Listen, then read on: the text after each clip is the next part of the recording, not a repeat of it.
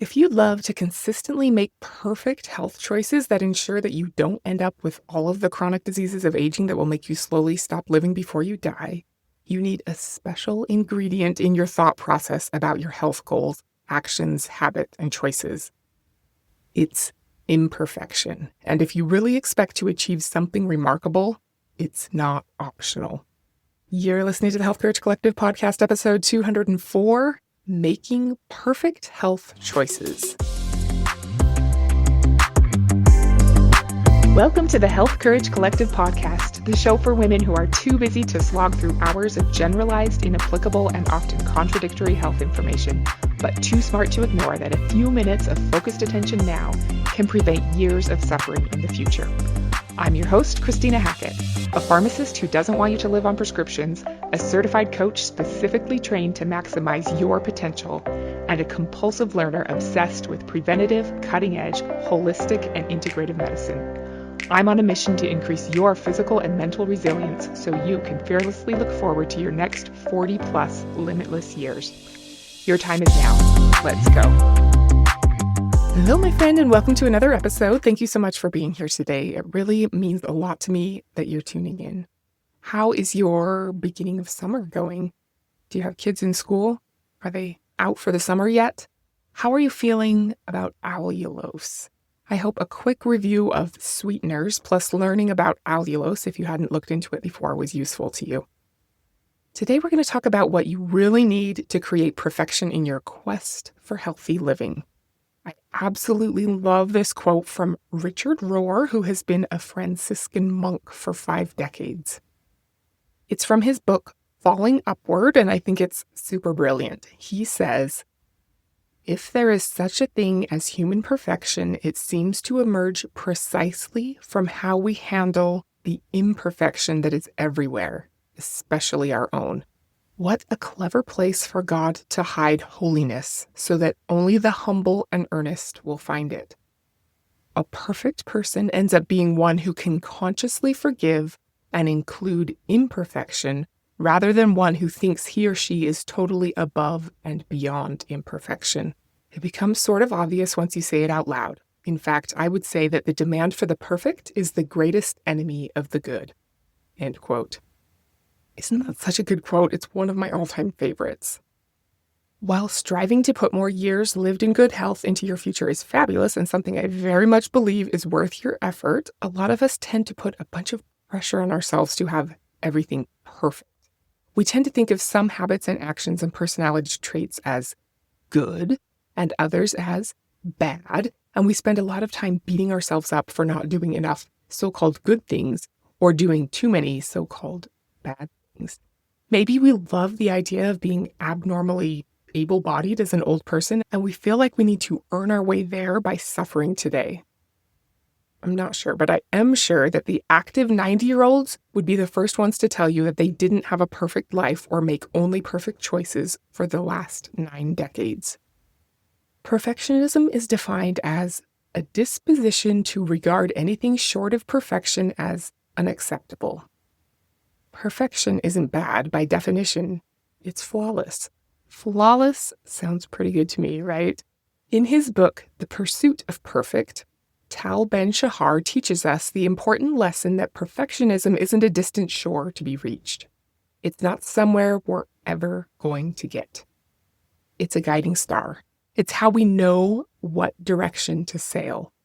We'll never enjoy the journey along the way if we think we won't be happy until we get to that distant shore. The quest for the perfect can light our path, but we'll rob ourselves of happiness and success now if we think perfection in our actions and habits is an actual possibility. Perfectionism, that disposition to regard anything short of perfection as unacceptable, is very problematic. In his book, How to Be an Imperfectionist, Stephen Geist says that perfectionism makes you stay home, not take chances, and procrastinate on projects. It makes you think your life is worse than it is. It keeps you from being yourself. It stresses you out. It tells you that good is bad, and it ignores the natural way in which things work. End quote. So what if we refuse to be stressed out or to believe that good is bad? What if we are more authentically ourselves and embrace the natural way in which things work? Then we'd be what Stephen Geis calls an imperfectionist. He says that imperfection isn't bad, it's freedom. And Father Rohr said that a perfect person is one who can consciously forgive and include imperfection rather than one who thinks she is totally above and beyond imperfection. So our key to the perfect health choices is to include and accept imperfection, even the imperfections within ourselves. Stephen Geis gives us a few tips about how to become better imperfectionists. He says that the problem with perfection comes from unrealistic expectations, rumination, the need for approval, concern over our mistakes, and doubts about our actions. I'm going to repeat those just to make sure you got them, because sometimes listening to a list isn't the greatest. Unrealistic expectations, rumination, need for approval, concern over our mistakes, and doubts about our actions. Our way to overcome unrealistic expectations is to quit being so attached to the results and to put our focus on the process. We've talked about this before. How can you show up as who you want to be and focus on the things you want to do while letting go of the end result? Maybe you want to connect more with your teenager. How can you take the focus off whether you feel like you had a fantastically bonding and deeply connecting interaction over the too expensive gift you bought for him and put it on your process? What can you do to show up as the mom you want to be, regardless of the outcome? How can you feel more love for him regardless of how he appears to feel? Focus on that instead of the outcome you can't control, no matter how hard you try. We overcome rumination by not thinking about things we cannot change. No matter how much we wish we could, we can't change the genetic predispositions written into our DNA. Out of our hands. Now what? What can you change? We get past our need for approval by divorcing our sense of self-worth from other people's opinions. Only your own opinion of yourself matters anyway. We overcome our concerns about mistakes by learning to embrace mistakes as an inherent part of life.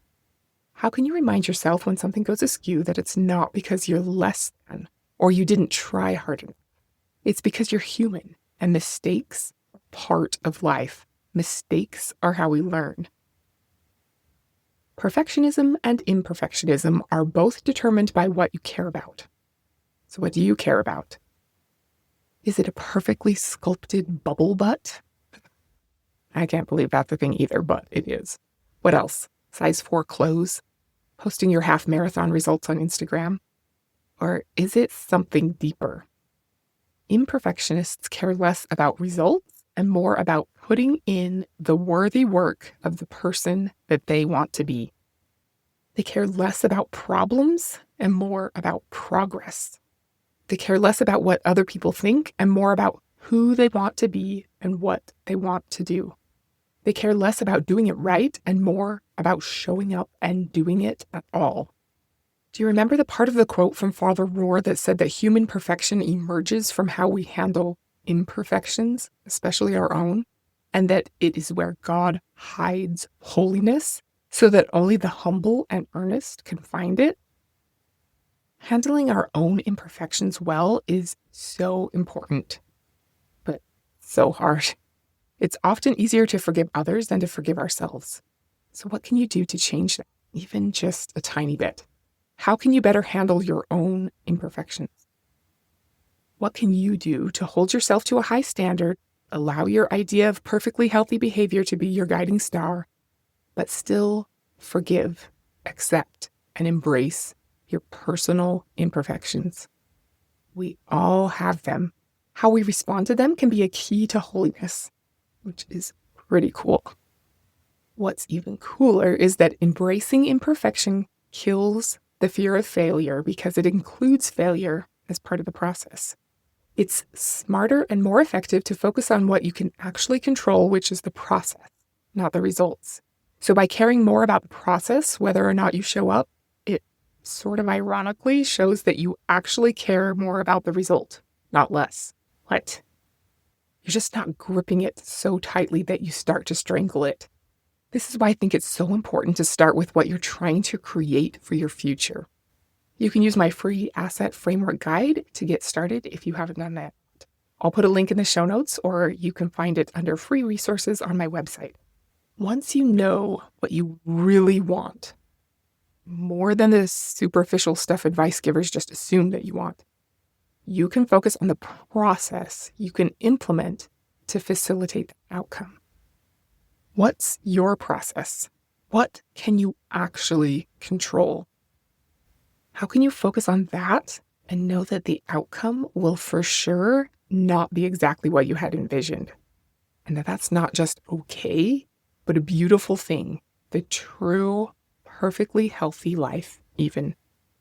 How can you welcome and include imperfection in your health choices, plans, and habits?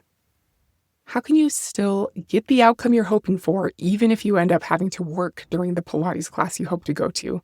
Your daughter gives you a box of chocolates, or you just didn't have the bandwidth to prep 5 healthy lunches to bring to the office with you this week.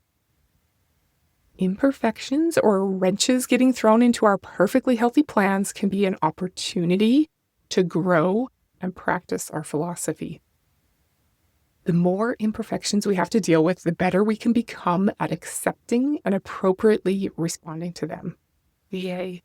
The better we get at handling imperfection, the closer to perfection we actually become. Weird.